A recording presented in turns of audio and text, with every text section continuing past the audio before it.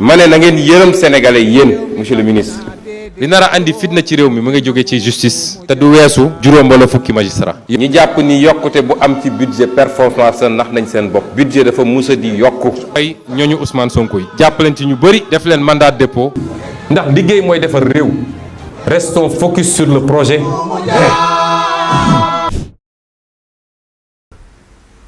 ou alors diagnostic bi dafa des un peu à mon avis, à mon humble avis. Parce que si nous on veut un quota, on va tout de suite dans les chiffres. Or, les chiffres statistiquement peuvent être là, mais ça pose problème. Si on analyse ça pose beaucoup de problèmes. Par exemple, sur la parité, est-ce qu'on a fait l'évaluation de la parité aujourd'hui? Pour savoir quantitativement, mais pas quantitativement, mais qualitativement, qu'est-ce que ça a produit?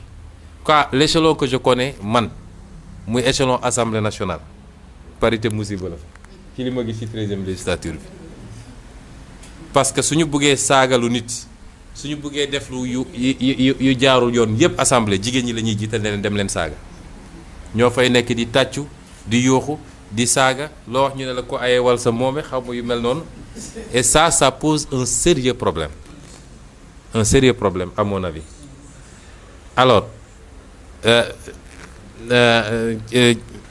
nu mu tudd Fatou Sow dafa wax léegi nii je sais pas sur quelle base mais dafa ne les mairies gérées par les femmes sont mieux tenues ou alors il y a moins de corruption. Ça je peux être d'accord man gëm naa ni fu jigéen nekk y a forcément en Inde ok mais je veux su doon tey dañ koy appliquer ci Sénégal suñu xooloon les mairies gérées par les femmes. Est-ce que ces mairies-là font plus de résultats que les mairies gérées par les hommes? J'aimerais bien qu'on puisse avoir des données et des éléments. Ouais, il faut évaluer. Parce que au-delà des petits aspects liés à la corruption, à la prévarication foncière et du domaine, il faut aller au-delà. Madame, on a une décentralisation telle que c'est actuellement au Sénégal. Qu'on fait des maires, de faire des résultats. Parce que le pouvoir central a fait de sorte que personne ne puisse émerger à partir des collectivités et que tout le monde dépend du bon vouloir du pouvoir central qui donne ses fonds de dotation à la tête du client. Et dans 99% des mairies, la fiscalité locale est presque aiguisante parce qu'il n'y a pas de tissu économique. Ce qui fait que quelle que soit la qualité du maire, au moment de faire le bilan, tu vois une mairie qui a un budget, mënul sax fay correctement l'électricité, l'électrification publique. Donc, si nous voulons des éléments d'analyse, il faut nous linker beaucoup de choses. Moi, de quel type de collectivité on dispose, quels sont les moyens dont on dispose dans ces collectivités pour faire des résultats. Et à partir de ce moment, on va voir la qualité maintenant du management, du leadership de ceux qui seront là-bas. Donc ça, il faut l'analyser. Mais ensuite, l'autre élément, moi, il faut tenir compte un peu, parti. Mun ngeen yëngal parti effectivement parce que si vous prenez un parti comme Pastef nous avons bi ñuy créer parti dañu ne lan mooy problème ci parti yi mooy dañu am benn wala ñaar nit yoo xam ne ñooy buur ñooy bumi ils ont un pouvoir de vie et de mort sur tout le monde moo tax par exemple en matière électorale nous avons instauré un principe mooy c'est la base qui décide sur la base d'investiture yoo xam ne s'il y a même plusieurs candidats dañuy dem à des primaires de manière démocratique à Guédiawaye tey su Khadija mi nekkoon candidate Alpha Ba nekk candidat nous au niveau central on n'intervient pas ils vont là-bas suñu trouver consensus c'est bon s'ils trouvent pas consensus ils vont à des primaires et la base va décider va élire va voter pour dire ñun diw la ñu bëgg mu nekk suñu candidat. Alors si tu prends maintenant de manière mécanique un quota tu dis je veux 10%. Ça suppose qu'il y ait à un niveau central quelqu'un qui puisse décider, faire des listes, ce que beaucoup de partis font parce qu'il y a quelqu'un qui arrête ces listes. Qui arrête les listes qui dit diw mooy nekk candidat fii diw mooy nekk candidat fii diw mooy nekk candidat fii. Mais dans un parti comme Pastef, c'est très difficile parce que c'est la démocratie. C'est des règles démocratiques qui prévalent et qui disent tout membre du parti a le droit de dire je vais être candidat à tout type d'élection nag muy élection locale muy élection législative muy élection présidentielle et à partir de ce moment c'est les militants qui vont déterminer qui vont départager les candidats pour dire ñun kii la ñu bëgg mu ne suñu candidat moo tax ma ne la à la base la vraie question qu'il faut poser et nous vous renvoyons parce que ñun am nañu eu des noms doléances mooy comment faire pour que les femmes s'engagent en politique nous sommes confrontés à ce casse-tête da ngay wër jigéen ñi pour ñu engager en politique da ngay neexal mais je ne sais pas quel est le problème et pourquoi ça bloque pourquoi les femmes hésitent ou rechignent. Bon, c'est peut-être des contraintes sociétales, peut-être que c'est des problèmes liés à leur ménage, c'est peut-être beaucoup d'autres problèmes. Mais en réalité, il faut que les femmes d'abord comprennent que ça ne peut pas tomber du ciel. Il faut qu'elles acceptent de s'engager.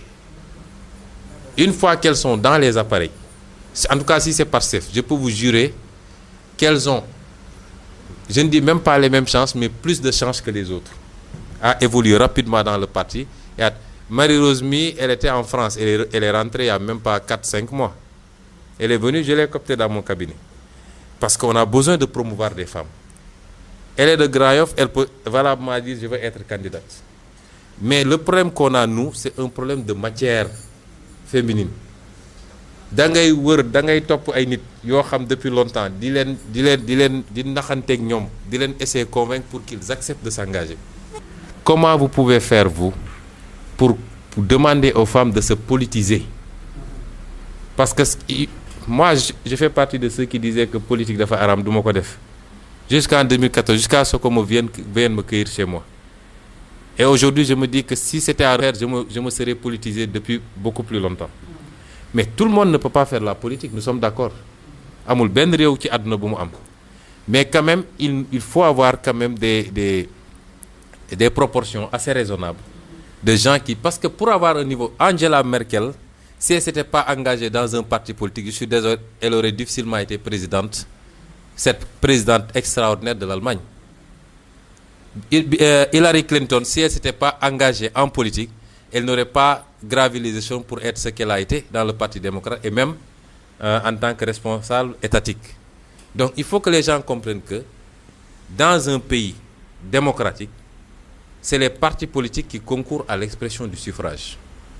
Et mënuñu toog ba veillu élection fekk mu am ñenn ñu engagé wu depuis longtemps nekk ci terrain bi lu ne ñu daj ko ci veille élection jot ñu ne bon il nous faut des femmes on va convaincre une femme parce qu'elle a un CV ñu andi ko les autres vous attendez parce qu'il nous faut des femmes etc. Les gens ne l'accepteront pas dans les appareils. Ça aussi ça crée un phénomène de rejet. Ba tax ma ne dans le diagnostic et dans l'analyse la première chose qu'il faut régler c'est convaincre les femmes qu'elles ont leur place et entièrement dans les partis politiques et qu'elles peuvent jouer les premiers rôles, être dans 5 ans ou dans 3 ans, dans 2 ans la présidente de PASTEF en remplacement d'Ousmane Sonko.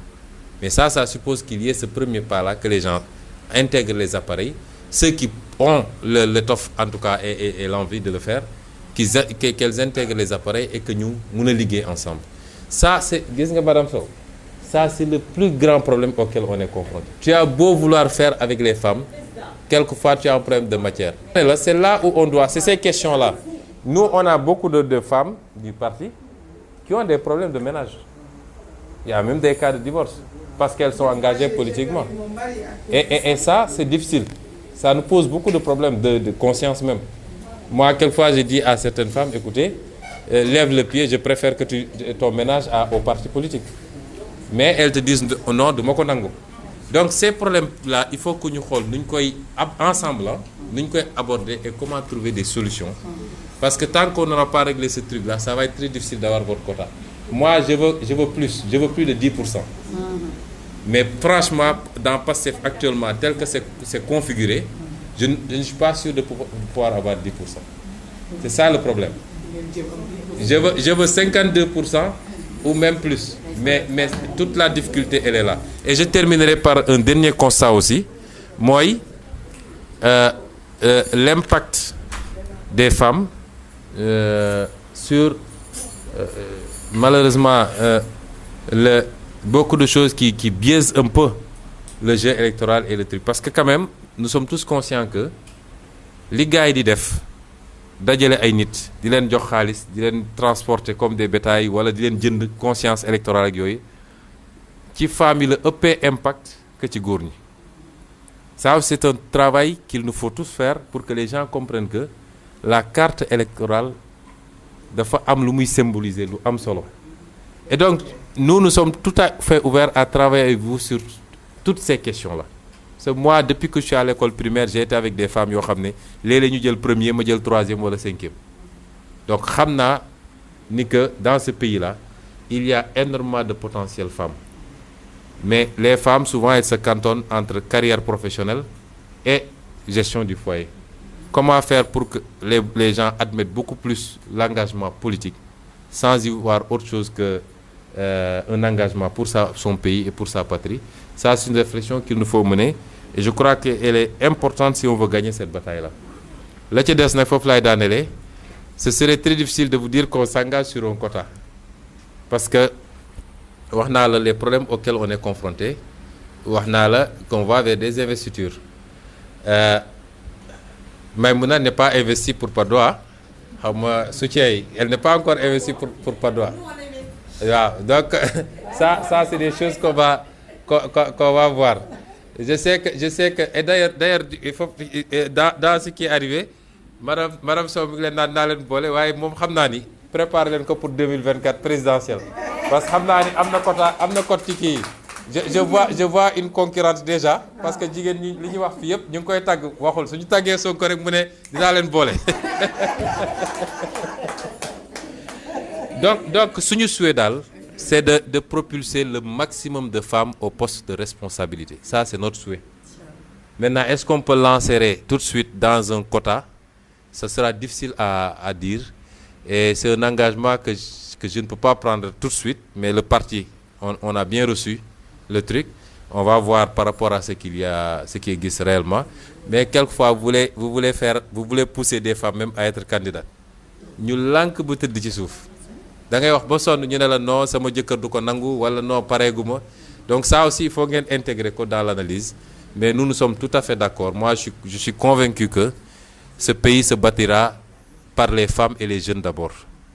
waaw les hommes moom sama genre yi dañ cee bëri mais pour man les femmes et les jeunes on les responsabilise suffisamment on les libère et ils vous font ce pays-là. Donc là loolu laa bëggoon wax ci gàttal. Je vous remercie encore une fois d'être venu nous voir et je vous dis que nous sommes ouverts à continuer cette discussion, à travailler étroitement. Toutes nos femmes sont à votre disposition, à travailler étroitement pour ensemble continuer à réfléchir sur cette problématique-là. Voilà, merci. ma ne na ngeen yërëm sénégalais yéen monsieur le ministre. li nar a andi fitna ci réew mi mu ngi jóge ci justice te du weesu juróom wala fukki magistrat. ñi jàpp ni yokkute bu am ci budget performance nax nañ seen bopp. budget dafa musa di yokku. ay ñooñu Ousmane Sonko yi jàppaleen ci ñu bëri def leen mandat de dépôt. ndax liggéey mooy defar réew. Restons focus sur le projet.